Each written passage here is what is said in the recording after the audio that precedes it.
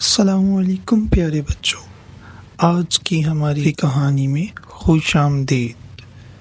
ایک دفعہ کا ذکر ہے کہ ایک چھوٹے سے گاؤں میں ایک پیاری سی لڑکی رہتی تھی جس کا نام آمینہ تھا۔ آمینہ بہت ہی معصوم اور دل کی اچھی تھی۔ وہ ہمیشہ دوسروں کی مدد کرنے کے لیے تیار رہتی تھی۔ ایک دن آمینہ گاؤں کے قریب جنگل میں کھیلنے گئی۔ کھیلتے کھیلتے وہ جنگل کے اندر دور نکل گئی اور راستہ بھول گئی۔ آمنہ کو بہت ڈر لگا مگر اس نے ہمت نہ ہاری۔ وہ دل میں دعا کرنے لگی اور اپنے آپ کو دلاسا دینے لگی کہ کوئی نہ کوئی ضرور اس کی مدد کو آئے گا۔ چلتے چلتے آمنہ کو ایک بوڑھا شخص ملا، جنگل میں لکڑیاں کاٹ رہا تھا۔ بوڑھے شخص نے آمنہ کو دیکھا اور پوچھا، بیٹی تم یہاں اکیلی کیا کر رہی ہو؟ آمنہ نے بوڑھے شخص کو اپنے گم ہونے کا قصہ سنایا۔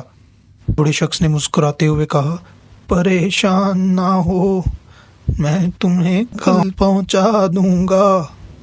بوڑھے شخص نے آمنہ کا ہاتھ پکڑا اور اسے راستہ دکھانے لگا۔ راستے میں بوڑھے شخص نے آمنہ کو کئی کہانیاں سنائیں اور اس کی ہمت بندھائی۔ کچھ دیر بعد وہ دونوں گاؤں پہنچ گئے۔ آمنہ نے بوڑھے شخص کا شکریہ ادا کیا اور کہا، آپ نے میری بہت مدد کی، میں کبھی بھی آپ کی یہ مہربانی نہیں بھولوں گی۔ بوڑھے شخص نے مسکراتے ہوئے کہا، بیٹی ہمیشہ یاد رکھنا کہ دوسروں کی مدد کرتا ہے اللہ اس کی مدد کرتا ہے، نیکی کا بدلہ نیکی ہے۔ آمنہ نے اس نصیحت کو دل سے لگا لیا اور ہمیشہ دوسروں کی مدد کرنے لگی۔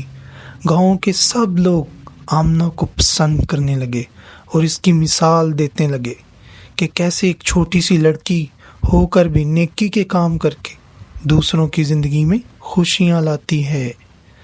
تو پیارے بچوں، ہمیں اس کہانی سے کیا سبق ملتا ہے؟